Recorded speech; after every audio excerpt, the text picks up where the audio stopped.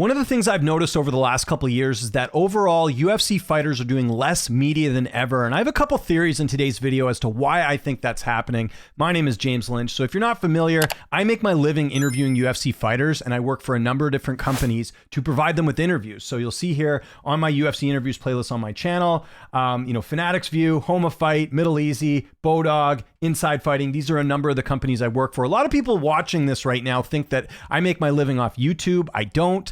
It's working for these companies, and I've been doing this full time since 2017. So I would know this better than anyone because it's my job to go out there and get fighter interviews. So that's something that I've really noticed. And, you do still see a lot of interviews from fighters, but those are mainly set up through the UFC, and it's required media the fighter has to do going into a fight. And we'll talk about that whole setup because that's changed over the last little bit. And if you don't believe me that fighters are doing less media, I think one of the reasons you're seeing Ariel Helwani not just do MMA interviews, we're seeing him also get some opinion stuff as well. We're seeing him get boxers, is because of the same thing. I think he's noticing that as well, that you're seeing less media from some of the bigger names that we used to see before. I'd say Ariel does the best job out of anyone getting those big names, but a lot of us have found it very difficult. Submission Radio, same thing. Dennis, you'll see here, yeah, there's some fighter interviews, but he's doing more coach interviews. He's doing more analysis stuff.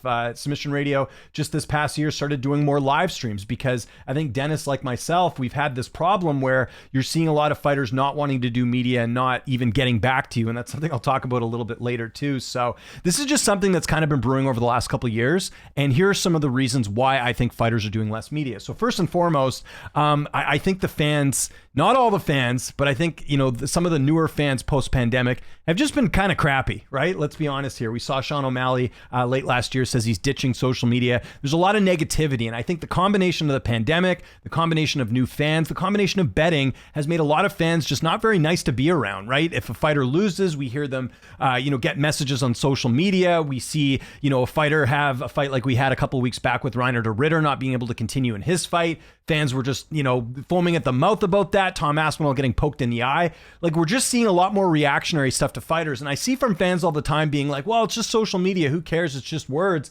A lot of fighters have to use their social media because they have sponsors, they have posts they have to do, so they need to use it. And, you can see O'Malley here as well. It says he ditched social media. I think O'Malley has someone else running it. You still do see that stuff, and it sucks. Like, it's not fun imagine going to your job every day and you make a mistake and someone keeps, harping on that mistake over and over and over again. That's what it's like. And, again, I know they're fighters. I know we're all adults here. You got to be a little bit tougher on social media, but I think that's part of it too. And this sort of leads into the interview side of things that I think there's fighters out there that don't want to do media because if they say something that can be taken out of context, fans will come after them. And I think they're tired of it. I think I see a lot of that with certain interviews. Now, look, I've been doing interviews for a long time. I've never been accused of doing anything clickbait, or I've never had a fighter upset at an interview I've done, but I have done interviews where a fighter said something and someone's taken that out of context. I remember interviewing Jeff Neal about him working at, a steakhouse outside of doing his regular fight stuff. And it's something that he chose to do, but fans took that as, oh, he needs the money. He's not getting paid well. He's not managing his finances properly. Like, these are things that people do now,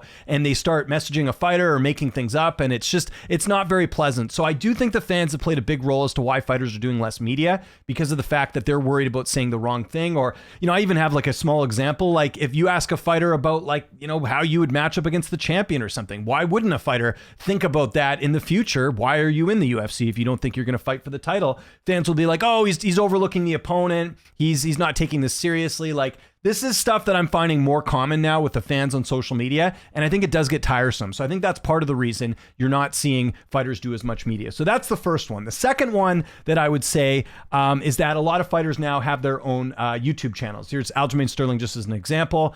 I don't see Aljamain Sterling do much media outside of the required UFC media. He will do Ariel's show, and that's about it. He doesn't really do a lot of other stuff. Maybe he'll do like Bisping's show, because again, there's, we're seeing a lot of fighters now have their own YouTube channels, like, Bisping and DC and all that. And, they're more comfortable going on because they're maybe not as worried about some of the things that are going to be said on there. But, in general, a lot of fighters have created their own YouTube channels and they want to get the message out their way. Right. So that's part of it too. We've seen a big rise in fighter YouTube channels. I remember back when I started this, I think Chael Sonnen was one of the few guys that had a YouTube channel. We've seen the success of Demetrius Johnson, and I understand it. Like, you know what? Make money off your brand. I'm all for it. I think it's great that Sterling's been able to do this, and Mighty Mouse and so many other fighters that have actually learned to make some good income outside of doing it. So if you have your own YouTube channel, same thing with Sean O'Malley, you don't really need to do a lot of interviews. So that's also, I think, hurt the industry as well, that fighters are doing more of their own thing in general. The other thing I've mentioned is that the UFC is doing more required media on Fight Week. This is something that's really new. So I've talked about this before on my channel, but here, I'll give you a quick example here. So if we look on MMA fighting, just recently, not that long ago, maybe less than a year ago, MMA fighting is now getting Fight Week interviews from fighters that are competing. So here's an interview they did with Randy Brown, with Mike Heck. We've got an interview with Macy Barber that was set up through the UFC. Like, most of these are set up through the UFC, and they want to get more exposure. The problem with it is everyone's doing a bunch of interviews the week of the fight. And I understand it from the UFC's perspective, right? It's Fight Week. That's what everyone's talking about. You want to get as much exposure as you can. The problem is you got a lot of fighters doing a bunch of media in a condensed amount of time, and you don't really get time to let it breathe. You also don't get, it also gets lost in the shuffle. Like, if there's a number of, considered established outlets like MMA Fighting, like MMA Junkie, some of this stuff gets lost in the shuffle. It does. Not everyone's going to watch every single interview that's going on. That's why when I book my interviews, especially if it's a bigger name, I try and get them about a month out. They're not cutting weight. You're not really in the thick of things. Like, it's a lot easier to do those interviews. So that's typically what I do. But like, here's an example from today, UFC, 322 this weekend. So Mike Bond's getting to get a one-on-one with Gregory Rodriguez. We used to do media day like this, by the way. I think I've mentioned this before. Ever since the pandemic, the UFC has done more of a press conference style where we all sit in the same room and we all put up our hand, and then we get to ask a couple questions, then we move along. The problem with that is, from the media standpoint, is we're all uploading the exact same media scrum. So it really kind of sucks. I might ask a good question. MMA Junkie uploads the interview, gets the social clip. They're getting all the clicks and the views. I'm getting nothing. So that's the problem with it. How they used to do it was these types of one-on-ones where you would line up behind a fighter. This was on media day. They'd have fighter sittings on chairs, and you would be able to get those one-on-one interviews. So yes, my interview might be different than Mike Bond's or someone else's, right? It's a little bit different that way. So I wish they would go back to that old style. I understand why they're not, because it's easier on the fighter. Fighter only has to be up there for 5-10 minutes instead of an hour. But the problem is, I think for the viewer, you're not getting that one-on-one interview. And for someone like myself, you're not getting that one-on-one interview. So again, the reason Mike's getting one here is because specific outlets do get backstage access. TV partners as well get their own interviews. That's why you'll notice like Aaron Bronstetter from Sportsnet, TNT, Full Send, they all get backstage access after the fighters are done. And then once the fighters are done that interview, then they are required to do the regular media scrum interview that we all get, the rest of us get, right? So that has changed a bit. So even though the title of this video is Fighters Are Doing Less Media, they are doing a condensed amount of media during Fight Week, which has also made things kind of, kind of messed up the system a little bit, right? Like that's basically what's happened, is that fighters probably know too, I don't want to do media, 3 weeks out if I'm gonna have to do like 8 interviews in a row on one day. And when I say fighters are doing less media, I mean they're doing less media with non-partnered media outlets that that are either not a TV partner or not established media like Junkie or Fighting. And even Junkie and Fighting, they're not getting all the big names, right? They're getting some, but they're not getting a lot. So that's really changed a lot too. So, and then the other thing I'll just mention as well is that there's not really a lot of management groups that are setting up interviews. The only one that consistently gives me interviews that I do all the time is Iridium Sports. They're great. They always, like, if a fighter wins, they will hit me up and be like, hey, do you want to do this interview? They're very great about that. That's how I'm able to get it. Like, for example, I just showed you this morning, Zach Reese. Zach Reese was an interview that Iridium set up for me. Like, it's easy to do. And I think a lot of management companies should do this. I think fighters should be doing more media because you get more exposure, and, it's a way to get your name and your brand out there. It helps build up the brand a little bit, but there's just not a lot of management companies that have a PR person. Iridium does, but a lot of them don't. Dominance does as well. I'll give them credit, right? Ali's company. They have a PR outlet, but like a lot of them don't. So it makes it very hard for people like myself who aren't getting interviews through the UFC. I have to either go through management or through the fighters themselves. So it makes it a little bit more difficult that way. So that's another reason why, again, there's not as much media for fighters, because there's no management pushing that, when the reality is the manager is supposed to make the fighter look good, supposed to help them grow and build in their career. Sometimes that doesn't happen that way as well too.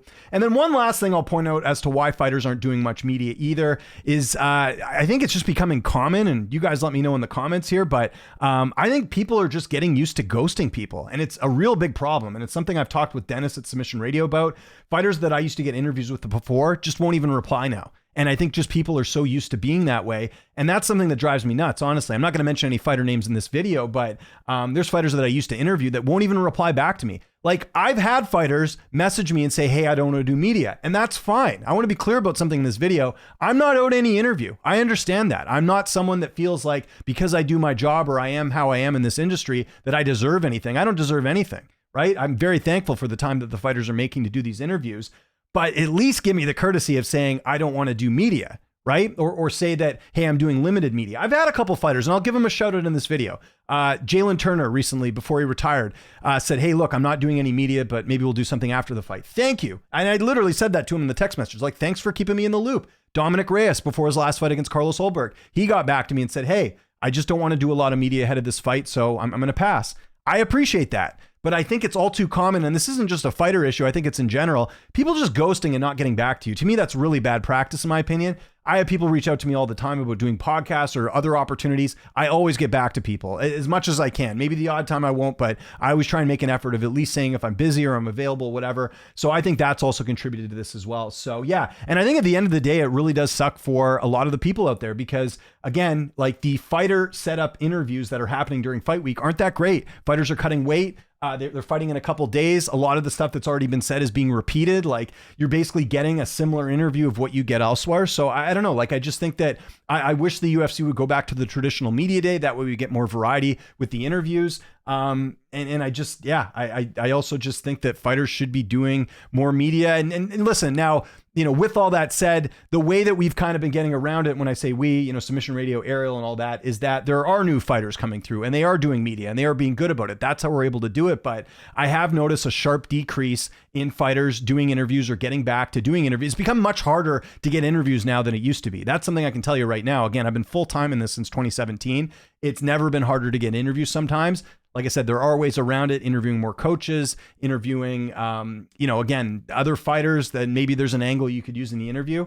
But yeah, it's becoming more and more tough. And it doesn't help either, and this is something I've talked about in separate videos, that a lot of these companies out there are clipping stuff from our interviews and putting it out there and taking credit for the content.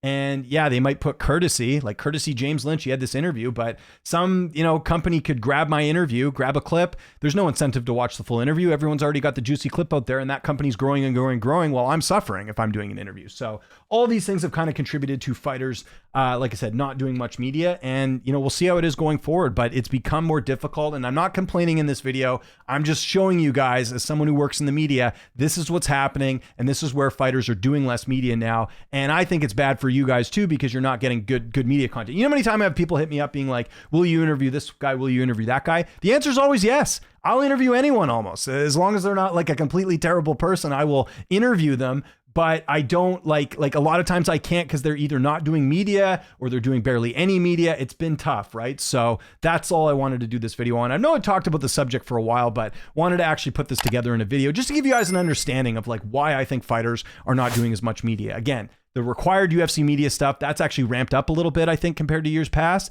But it's the regular media, like, hey, I want to, a fight just got announced, I want to interview that fighter. Those are the types of interviews I'm talking about. Let me know what you think in the comments about this whole thing. Follow me on Twitter, TikTok, Instagram, @Lynch on Sports. My name is James Lynch. Appreciate you watching, and I'll see you next time.